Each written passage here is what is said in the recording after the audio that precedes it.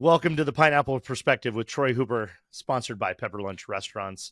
I'm very thrilled to have this extraordinary guest on today. Anthony Zaller is a hospitality guy, and you wouldn't think it because his title is lawyer, and he's a hospitality lawyer and he's an employment lawyer, but he really is a man of hospitality. He's highly involved in our industry, locally, regionally, and nationally. I think he's going to give us a lot of insight, a lot of perspective, and a lot of thoughts from a different angle, as most of us don't really stop and chat with lawyers about hospitality, do we, Anthony? So wanted to welcome you to the Pineapple Perspective and glad to have you, sir. Thanks, Troy. Thanks for reaching out, having me on the podcast, and looking forward to our discussion. Well, full disclosure, you beat me to the punch. You've got a fantastic show yourself, and we'll be talking about that towards the end of the conversation. But I was very pleased to have been invited and spend some time with you. Sorry, I don't have a fancy office right now. We're building one to have hosted you, but Anthony hosted me at his law office in LA, a beautiful location, beautiful facility, and we had a great lunch afterwards. So appreciate your hospitality, sir, and I will reciprocate that hospitality as soon as our Westlake Village new Hot Palette Holdings offices open here in the next few months. That'd be great. Yeah, what's the date you expect to be in the office? We don't have it yet. It's under construction. Shouldn't be too long. I think by July 1 would be my goal. Okay. I like to do things when I'm not here, apparently. So, if we move in July 1, I'll be in Singapore Okay. for that. But nonetheless, we're excited. We're going to have a space for our team and our growing team. So, but let's get to the show. Let's get to the premise and the thesis of how we start this conversation every time. Anthony Zaller, employment attorney here in California. What does hospitality mean to you? Hospitality for me means just serving your customers as you would want to be served. And for me, well, as we've talked about a lot, you and I, it's showing up and providing value to the relationship instead of just thinking about taking all the time. And I don't care what business you're in, if you're a restaurant operator, if you're a lawyer, if you repair cars, that's how you build clientele, and you get referrals. And it's just showing up. How am I going to provide value, and am I going to give more to this relationship than I'm going to take from the relationship?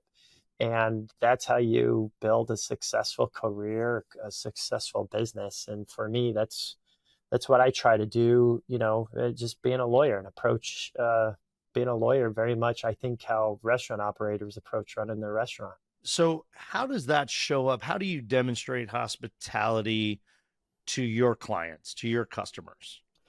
Yeah, so I mean, and I'm preaching this to our attorneys in the firm all the time. Putting yourself in the shoes of your client, and how would you want your lawyer to respond to your email, to respond to your phone call? How are you feeling when you get served with a lawsuit and you need to contact your lawyer? And how's your lawyer showing up on that phone call? And I think a lot of times we forget, we get busy at the day to day and we've got our pressures, but it's really hard to take a step back and just think about, what's our customer really thinking and feeling in this situation? And, for us as defense attorneys, there's a lot of emotion that goes into it. You're not getting served with a lawsuit every day. Hopefully you're not. But, it's these very unique scenarios that are high stress and we need to take a step back. But I think it carries over the hospitality industry for restaurant operators. Your customers showing up at your restaurant, how are they feeling when they walk into your establishment? Are they able to talk to somebody? Are they able to understand what's going on? And they're coming in with a family. They're coming in with business connections. How are you approaching them to make that a lot easier for them? And, if you're taking that extra time to think about it instead of just treating every customer the same, I think you're going to go a long way approaching it like that. I would say that, Anthony, you seem a little unique in your philosophy how you run your practice, both internally and externally. Because I've known a couple dozen lawyers, and a couple even in your field of employment law, and I don't know that at the forefront of their business thesis is the concepts of hospitality, whether they call it hospitality or not, or just the way you decided to build your practice. But where did you come up with this belief system? How did hospitality find its way into Anthony, and how did he decide that this is the way that I'm going to build this practice and attract not only clients but even your partners and your staff? Yeah.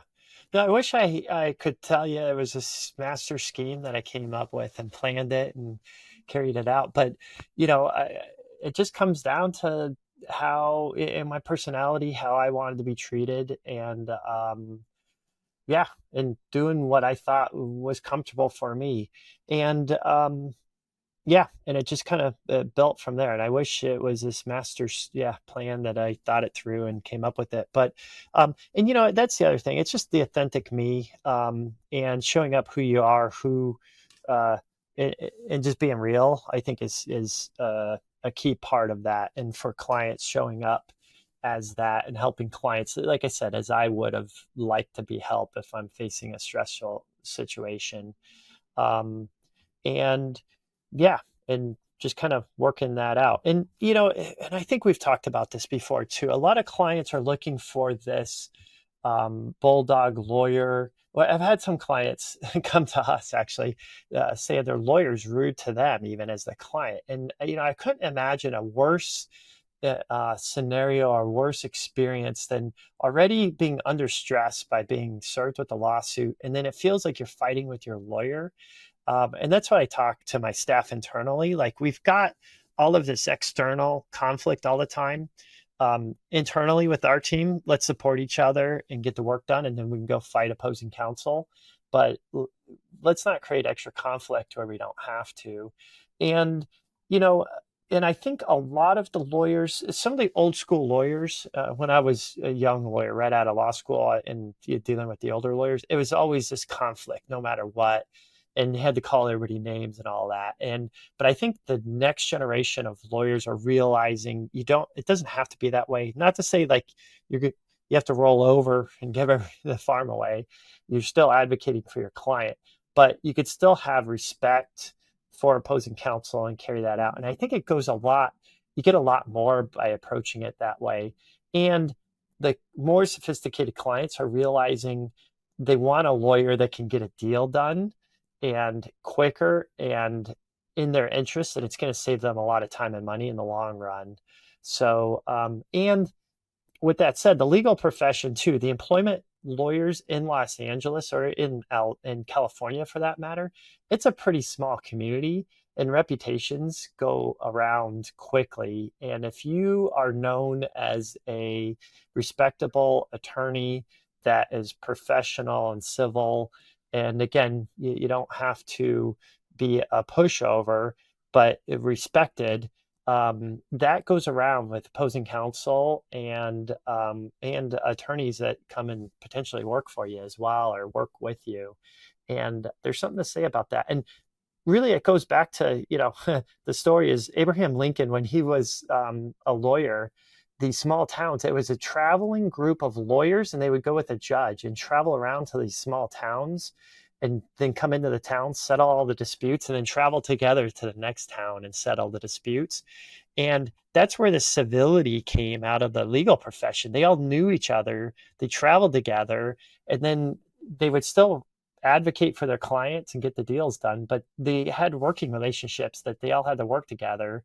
And so it wasn't this like burn the bridges, scorched earth kind of litigation that a lot of people think litigation should be that route. And sometimes it turns into that, and you have to go that route when defending yourself. But, it's not something you want to, I think, create voluntarily, have your lawyer go out and be that type of lawyer. It's going to cost a lot of money and a lot of extra time that could be avoided if, yeah, you approach the litigation correctly. So, long answer. So many synergies in what you said to the hospitality industry, right?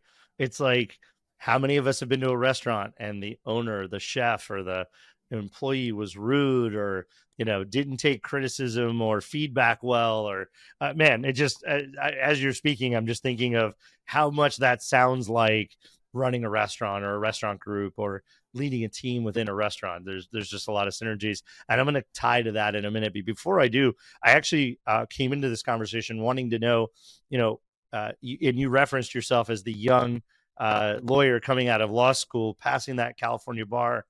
Why did you choose employment law? How did you end up in this specialty? Yeah, and I wish I could say I had this master plan there too, but I really kind of fell into it. And we've talked about this before, Troy. I'm not, a foodie. I'm pretty easy on food where I go and could eat whatever at any time, and I often do that just to get the work done and eat at my desk. But I just kind of fell into it. I started out of law school. In law school, I actually did a summer internship for an employment defense firm, and I didn't actually never took an employment course in law school. It goes to show you how much you learn in law school and apply on a day-to-day basis. Didn't have any employment law classes. Thought I wanted to go the corporate route in law school, but I was clerking at this employment defense firm and started liking it a lot. And then I did the JD MBA, so I liked the business aspect of it too. And I could still use the MBA, some of those skills on the defense side. And I wanted to be litigating too. I wanted to be in the courtroom making arguments, and spoke with a corporate lawyer in law school, and he said he couldn't find the courtroom. He didn't know where it was. It's just all transactional work. And I was like, I don't want to do that the whole time. I want to be out there making arguments. So found this firm, and I was working for them. It was founded by these lawyers from a big firm that broke off and started this firm. It was a great firm, about 40 attorneys in the state, but they've never hired anybody out of law school. So they said, look, if you pass the bar your first try, we'll give you a job. And so the pressure was on, and passed the bar, and they offered me the job as first lawyer they hired straight out of law school. Everybody else they had hired from bigger firms. But it worked out. I got a lot of experience right off the bat, taking depositions my first year, and really liked it. And it was this employment defense. I like the defense side. My dad's an entrepreneur. My family's a lot of business owners. And so that resonated with me a lot. And then in terms of the restaurant industry, it just kind of fell into it. Made some connections, got actually pretty early on, Tony Palermo from Tony P's Dockside Grill got me in on the LA chapter for the California Restaurant Association. And, that was 2005, 2006, I think. And then it just kind of grew from there. But again, I'm not a foodie, but I think I resonated with the hospitality industry with my take on service and just the people. Really liked being involved with the people, and got along with everybody, and it just kind of grew from there. And as you know, Troy, once you're involved and showing up, that's the key thing: being there, showing up for the industry, being involved. And David Job from Prosper, he says, yeah, it's a overnight success that took 20 years to develop. And that's really how this plays out. Since 2005, 2006, being involved in the industry, showing up at meetings, board meetings, speaking, and just developing those relationships over the course of 20 plus years. All right, we had a little technical issue. If the audio sounds different halfway through the show, we just had to fix a glitch. So I switched microphone. It might sound a little different, but we're going to continue the conversation. So Anthony, you were talking about sort of how you fell into the hospitality side of the employment law side of business. And I was just going to say this, that for all the audience out there who are ideally in the hospitality business, most likely listening to this, ask yourself, when was the last time you went to a local restaurant association mixer or event or conference and an employment attorney was one of the consistent faces at your association or your gathering? Probably pretty rare, right? So Anthony's absolutely putting the time into this industry. He knows this industry. And Anthony, I think a big part of that is that it's part of your education too, right? The more you talk to different kinds of operators, owners, founders, management people, the better you understand sort of what the challenges are. You understand the perspective they're coming from. sort of their mindset of, woe is me on the labor side of things sometimes. Talk a little bit about how being so connected to the community that you serve sort of helps inform your knowledge base and your comfort and your understanding. And how does that translate to your to your results for your clients? Yeah. No, and as we were saying, there's a lot of crossover with business, right? You approach business the same, and same with the California employment law. It's the same for a lot of businesses across the board. The labor code is the labor code, but there's these small nuances like that you mentioned that really come into play and are more important than I think everybody realizes. And I probably downplay it a little bit too. Um, but it's just knowing the industry, the trends, where the industry is going, what pain points operators have, and just having your finger on that pulse helps a lot. And it's only probably 5 to 10% of the knowledge you need, but it's that final 5 or 10% that kind of brings everything home and together. For example, too, with the Fast Food Act and the increase in minimum wage here that we had in April 2024 for the fast food operators, I think these operators would have a much better understanding of that minimum wage increase, the impact on their businesses. But I had operators calling saying, "Hey, what are you hearing in the industry? What are people doing on this?" And just using me as a sounding board on that. And having that knowledge and being able to talk to people in different concepts, like here's how they're approaching it. How are people using technology? I actually did a podcast with Jersey Mike's operator on how they're using technology to minimize their labor costs with the minimum wage increase. So all that really just comes together, and and it's good. I talked to a new client I just got recently about tip pooling, and the client was like, "Where have you been? I've been trying to get a lawyer to give me a straight answer on this issue for the last 3 years," and I just knew the law on top of my head. You talk to him in 15 minutes and explained everything. So that knowledge base helps a lot. And it saves the operators money ultimately. It's not something like, I had to go do 2 hours of research and learn tip pooling and read the cases on it and could report back quickly. So there's some advantages on that. Knowing Yeah, the I think industry. that's critical, and I applaud the amount of time and effort. And you don't just put it in there to build relationships and find clients. I'll say that it's very obvious that the time and effort you put in to the hospitality industry is really a net gain for the industry. You're giving more than you're expecting, and I think you're doing that without expectation. So, just want to give you some kudos there. I Thanks. think it's Yeah, really thanks. No, that, like I said, that's what it comes down to is just, realizing, you're giving more than what you're taking and being upfront about that and not having an expectation of it coming back and returning to you. And that's ultimately how to approach it, I think, and how everybody should approach business. And then you're not going to set yourself up for unreasonable expectations. And I think people realize when you're trying to sell them versus really be there as an advocate for them. And that's what I think is key. Just, approach it authentically like that and being well. your I real absolutely self. second that for sure. Anthony, let's talk about one specific environment. It's selfish in a way, but I want to be selfless by eliminating this for our listeners. As a CEO, as a franchisor on the brand side, building relationships with new franchisees that have varying degrees of experience being a franchisee. They all have experience in the hospitality and restaurant space and executives and leadership, but often I get calls and texts and emails happened just this week, asking me for advice on things like the Fast Act and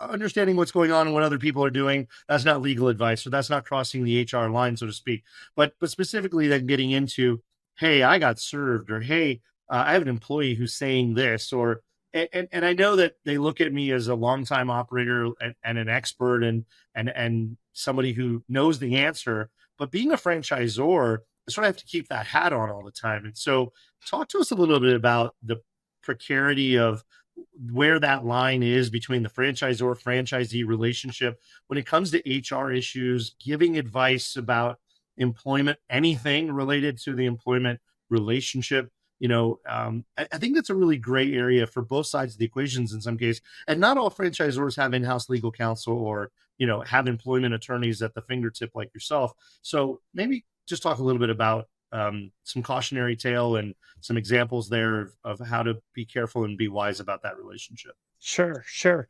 And and I don't want to get too much in the details about the FAST Act, but before this compromise was reached to what we have in AB 1228, that joint employer issue was the big issue facing the fast food industry. And the FAST Act, the first version of it, had this joint employer liability with the franchisor and franchisee that would have drastically changed the franchise model here in California.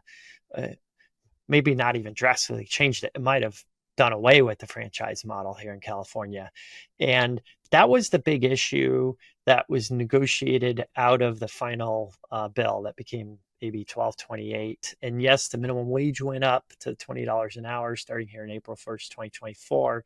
And some other things were taken out and added. But that was the primary issue. And, the plaintiffs' attorneys, the unions, are looking for this joint employer relationship because it's easier for them when there's a lawsuit. If the unions come to unionize a concept, a chain, if it's considered a joint employer, then you can just loop in the franchisor and potentially all the other franchisees. It's considered one entity. And that's the issue. And from the plaintiff's perspective, in a class action or a private attorney general's act claim, they're looking to get as many plaintiffs into that case as well. So if they can combine the franchisee with the franchisor and all of a sudden increase the number of employees in this potential class or PAGA case, they're going to try to do that as well. So it's a big issue facing the industry. And yep. And that's why the franchisors are reluctant to get involved in any of this advice on the employment front, any kind of legal advice, actually, and stay away from running the business so that it protects, and it's really protecting the franchisee as well. So it's making the franchisees less of a target if it's well known that there's this interplay between the franchisor and franchisee where they might be able to make this argument that they're a joint employer that's going to expose everybody to litigation. So that's what we're dealing with. The test there on a joint employer, it's really comes down to the control and involvement in somebody in between the businesses. It is a bit of a gray test, but that's why you see a lot of franchisors just really err on the side of caution and say, look, you're on your own. Sorry, wish we could help you on that advice, but you're on your own. Just so we're protecting our interests and like I mentioned, you're protecting them in a bit too, not making them a big target. But it does leave these franchisees out in a precarious position because now they need to figure out a lot of these complicated issues on their own. And there would be some efficiencies, if the franchisor could share their knowledge and legal knowledge and policies across the organization, but it's just too much exposure on that front. And so it's really best for everybody to have their own knowledge base on that front. So some of the franchisees, speak to each other, share some knowledge, but organizations like the California Restaurant Association, the Prosper Forum that we're going to be talking about here too, getting together at conferences and meeting other people in the industry and other operators, that's how you learn, and listening to podcasts like yours too. So there's other ways to kind of get this group knowledge and learn some of these issues in an efficient way, so you don't have to rebuild the wheel from start. Well, thank you. That's I think very helpful for everybody to just sort of remind them of the line is there, and you have to be very careful. You mentioned the Prosper Forum, and that's something I know you're deeply involved with, and part of sort of the foundational beginnings of this this event and some of the ancillary programs that are in this event. Tell us what Prosper is and how it came about and how you got involved. Yeah, Prosper is a group where we're looking to get a lot of the leaders in the hospitality industry. For now, it's at a huge conference once a year. Looking to potentially expand that in the near future, but really giving, creating an environment where these leaders in the hospitality industry can come together, learn, exchange ideas. And a subset of that as well, we have the Prosper Accelerator program. And it's a program that the current leaders can nominate the next generation of leaders in their corporations to, learn and be educated and network with the next generation of leaders in the hospitality industry. And that's gotten a lot of traction and has been excellent learning for me as well. And last year, Yum Brands hosted all the Prosper Accelerators in October of this year. Inspire Brands stepped up, and they're going to be hosting everybody as well in a little mini retreat and have some great speakers. So it's a great way to give back to the industry and really develop the next set of leaders and kind of help out on that front. So it's a great group. Like I mentioned, our big event is in August of each year at Amelia Island in Florida.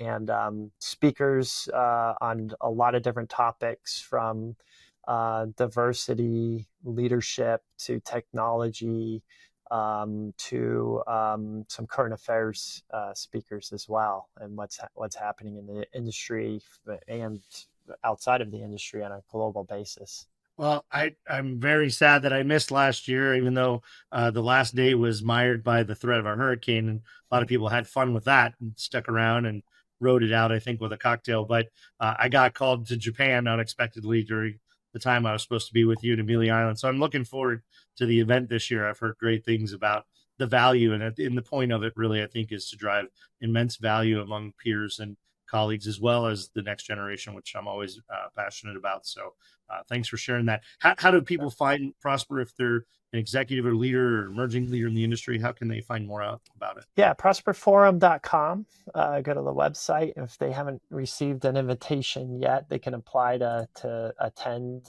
receive an invitation through there. I would caution everybody to act early. We sold out last year. And I think we're close to selling out already this year. The demand has been huge, which is great. But so act early and prosperforum.com. Well, I can confidently say that after the organizers and the staff and the people associated with the show, I should be listed as attendee number one, because the moment I had to cancel last year, I confirmed, and I have a confirmation email that says I am in for this year. So hopefully good. I'm on that list, and I'll have a chance to join you guys this year in Amelia. Yeah, that'd be great. Anthony, let's start to land this plane. Wink, wink, a little nod to your environment, not only in your office, but outside your window. I want to call out your content. Again, you show up for the industry, you show up at the events, you speak, you share, you're very giving without expectation, but you're also taking that to another level that, again, you just don't see lawyers doing. You don't see law firms putting out any content at all, outline the absolute volume of really highly valuable content that you and your firm are putting out on a daily basis. Number one, why are you putting advice and content and topical contemporary topics on the internet and proliferating that among our industry at the scale that you are? Yeah, well, I appreciate the kind words about that. And, obviously we're not putting out legal advice. And going back to the first firm I worked at, and it was blogs in 2005, I think. Blogs started coming around, and I was this young attorney. And I remember I had to get up at the firm retreat and talk to everybody and explain, like, hey, we should do this blog. And everybody was like, well, is this going to expose us to legal liability? And I was like, no, we're taking our newsletter that we already send to clients, and we're just putting it on the internet in an easier way for people to find us and read and subscribe to receive updates.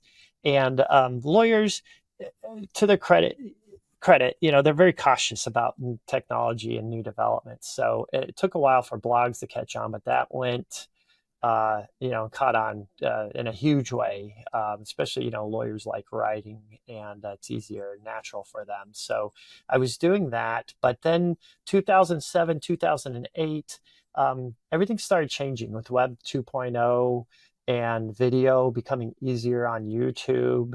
And, to be honest with you, it's not natural for me. I was kind of trying not to do it. Writing is my natural ability and feel comfortable doing it, but realize that's where everything is going. And I found myself consuming content, the video content, and podcasts really early on like that. I was like, look, I need to be wherever my customer is, and whatever media they're consuming the content, I need to be there. And so it's taking this content that we've normally done through a traditional law firm newsletter or email subscription, newsletter, and putting it out there on different media, and just being where the customer is and meeting them on that. And so that means social media as well.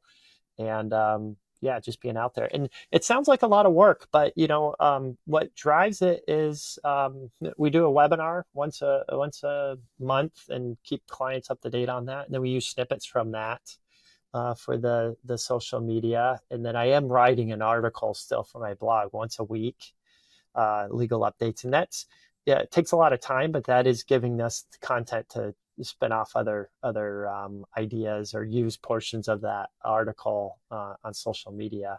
So it's not a whole lot of work once you kind of get into the routine and start doing it. And actually, I'll be using snippets of this podcast, I'm sure, for the social media. So it's taking what you're already doing and just repurposing it. But I met with a business colleague recently in a different industry, packaging industry, and he was like, "Yeah, how much business do you really get from doing that?" And it was like, it's hard to quantify it. I could say, I don't know, not much, or you could say like all of your business, and it's this branding play that is key. And I think it's for no matter what kind of industry or business you're involved in, that brand is key. And again, as a lawyer, you meet me at a trade show, you're not going to hire me to defend your company in a class action lawsuit because you met me at a booth. It's you've read a few articles, you've seen me speak, you've seen me at these industry events, and it's that branding that, look, okay, other people are respect him. He is showing up. He's not just this one time. Yeah, I met him once. He doesn't know what he's talking about. But seeing me in different environments, reading some of my articles, and building that relationship over time. And that's basically how I've grown the firm. And I think for a restaurant operator too, how they grow their brand. Being involved in the community, doing in-person events, being on social media, just being out there all the time and in front of where your customers are. And the thing for me too that I learned, even if you don't like doing video, try your best to do it. Be where your customer is going to see you. And just because you aren't on Facebook doesn't mean all your customers aren't on Facebook. So don't bring your kind of personal biases that what you think of social media and everything. Don't leave that at the door, and just use these as tools, what they really are, and be where your customers are. Well, and I'll say this because I've consumed most of your content versus via your LinkedIn sort of graphics content and some of those webinar clips that you put out. And I just have to say that it's a tremendous service to the industry and to anybody, any business owner. If they just followed your content on LinkedIn, the awareness that is available, and I learn things all the time, and then I see things that I am familiar or aware of but don't understand or know deeply or haven't taken my personal time to go dig into it, and then I can just get some snippets from you, some bullet points or an article or a blog, and I can get a better understanding that makes me go, oh, I need to know more about that. And more often I know other people that need to know this. And so I reshare it, I repost Mm. it, or I just snip it and send it to people because I'm like, hey, I just had a conversation with you about something at a conference or a luncheon or whatever. And then here I turn on Anthony's LinkedIn and boom, exactly the information. So I really do think it's a public service that you offer. Certainly it creates awareness and value and brand about what you're doing. But most business owners don't take their head up out of the day to day of their business to realize what the heck is Paga, what the heck is AB 1228, what the heck is Fast Act. Oh, that's for McDonald's and those guys. Actually, let's talk about how that affects Right. you. And I think that if people are following your content, at the very least, it can switch a light bulb and go, oh, what is that? I need to know more. And at least Yeah. if they're asking questions, they're better informed. If they're better informed, hopefully they're less liable. They're the less risk in their business to becoming liable for something they just because they didn't know is obviously, as you know, not a defense. So No, I think what you're doing that's is a public service.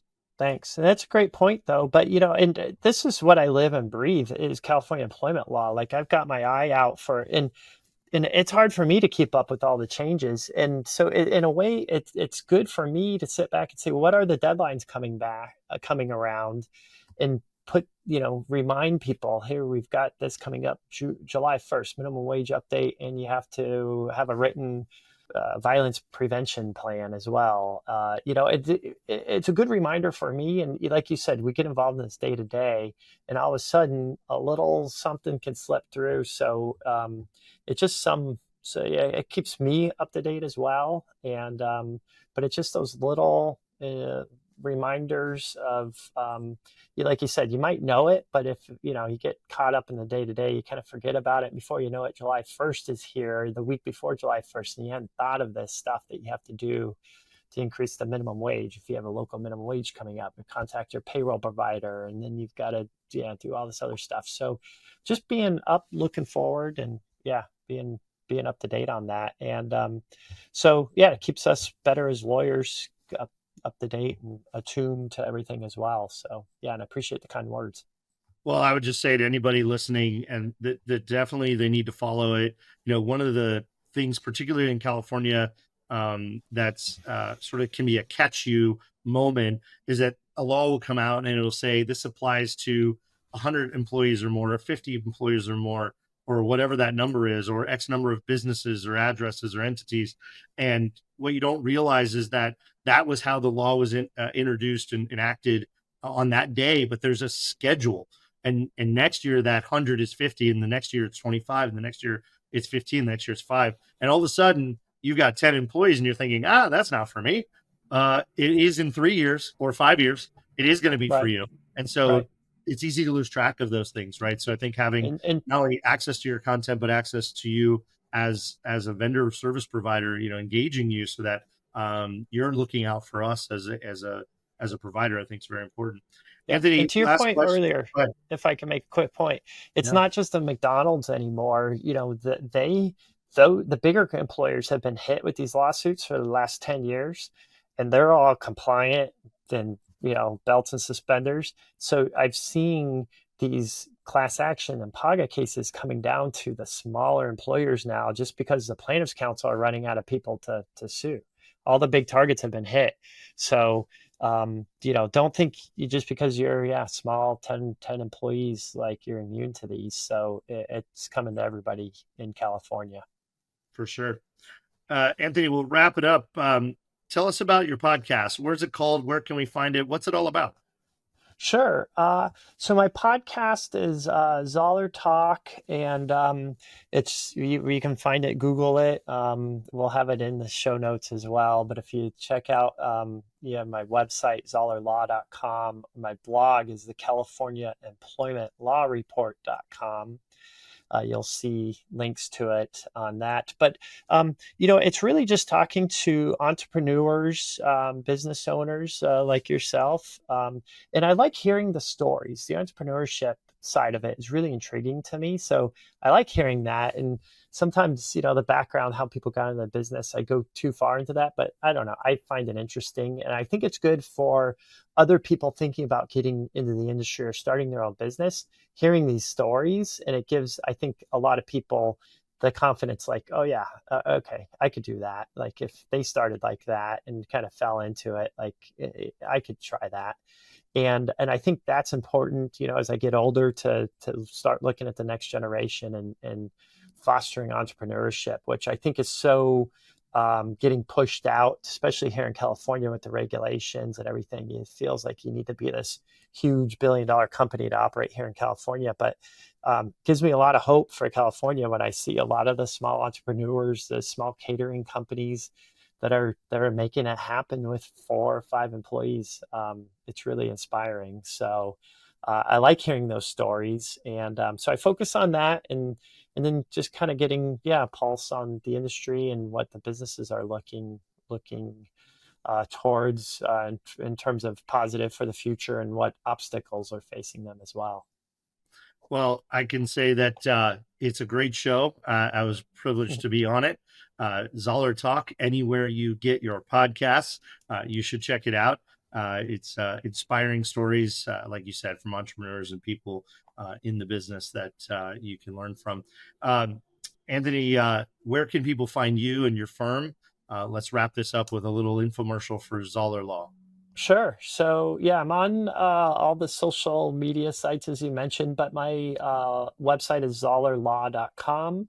And then if you Google me, you could see where I am on the social sites as well. And yeah, the LinkedIn, I'm probably the most active on that. Content is going out on all the social media, but I'm logging into LinkedIn probably every day, and communicating with people through that, the messaging. So, and most active on that. So it's probably the best way to reach me on the socials. Well, great stuff, Anthony. Thank you so much for your time. Thank you for all you do and give back to this industry and community. And we look forward to seeing you at the Prosper Forum this summer and online everywhere you appear. So thanks again for everything, and great to have you on the show. That'd be great. Thanks for having me, Troy. Thank you for listening to The Pineapple Perspective. If you loved today's episode, leave a review and a 5-star rating. I look forward to welcoming you back next time.